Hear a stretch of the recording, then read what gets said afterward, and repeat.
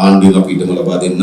මේ රටම ස්වභාවික ඒ විපත නිසා මහත් ඛේද වාචකයකට පත් වෙලා අදට මාසත්‍රයක් සම්පූර්ණ වෙනවා. අපේ සම්ප්‍රදායානුකූලව එවන් මිය පරලෝකීය අය වෙනුවෙන් ආගමානුකූලව ඒ අයට පින්පෙත් අනුමෝදන් කරමින් ගුණානුස්මරණය කරන මේ අවස්ථාවට මම හිතනවා අද ඊටාම සුවිශේෂ අවස්ථාවක් මේ පින්කමට උදා වෙලා තිබෙනවා.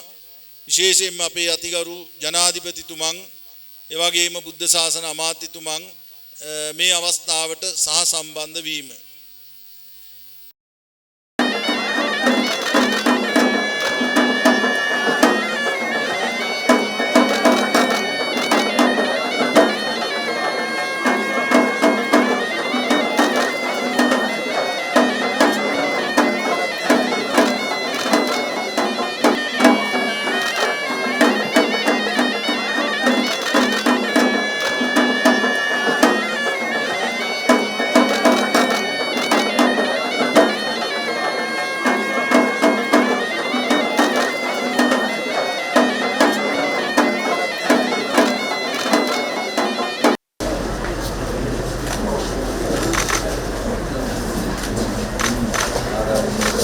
ඉඩම් ටික ඉක්මනින් බෙදලා දෙන්න.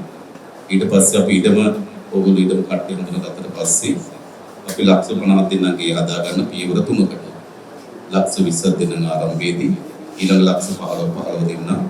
ඕගොල්ලෝගේ හදා ගන්න වේගයට අනුව 50 අපි අපේක්ෂා කරන්නේ මේ අවුරුද්ද තුල ගේ හදාගෙන යන්න ඕනේ.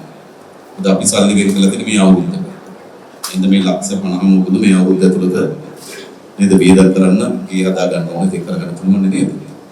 අපි ඒ විදිහට අපි කරන්නේ නැත්නම් අපි ඔක්කොම දික්කවල ටික හදලා දෙනවා.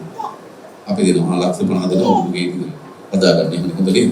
නැත්නම් ආණ්ඩුවෙන් හදන්න ගියොත් එන්න කෝල් කරලා සැලසුම් මතලයකට ලොකු කාලයක් යනවා. ඒ නිසා අපිට ලේසි ආණ්ඩුවෙන් අපි ඉඩම ලබා දෙන්න. ඊට පස්සේ ලක්ෂ 50 විවාරක තුනකට දෙන්න වෙන නිසා නෙමෙයි. අර ලක්ෂ 20ක් දීලා ඒ ලක්ෂ 20 ක අපේක්ෂාවන දෙන ගිය හදාගන්න. ඒ ලක්ෂ 20ට සරලන ප්‍රමාණයක් හදාගත්තාම ඊළඟ ලක්ෂ 15 දෙන්න. ඒකෙන් ගේ හදාගත්තාම ඊළඟ ලක්ෂ 15 දෙන්න. අපි ඒක කාණ්ඩ කොටස් තුනකට දෙන්නේ. එහෙම නැත්නම් ලක්ෂ 50ක් ගේ තමයි ගේම හදාගන්න නැතුව වෙන වෙන දේවල් කරන්න පුළුවන්. නිසා අපේ අපේක්ෂාව හොඳ ගයක් හදාගන්න. ඒකට අපි උදව් කරන්න මේක අපි කරන්න ඕනේ. උදව්වක් නෙවෙයි. මේක අපි දැන් තව බලා ගන්න ඕනේ. ඒක ආණ්ඩුව හදලා තියෙන. ආණ්ඩුව ඉන්නේ ඒකට නේද? අපි උපරිම ඕගොල්ලන්ගේ ප්‍රශ්න අපිට තේරෙනවා. අපි දන්නවා. ඒකට උපරිම ඉස්තුම් හදන්න.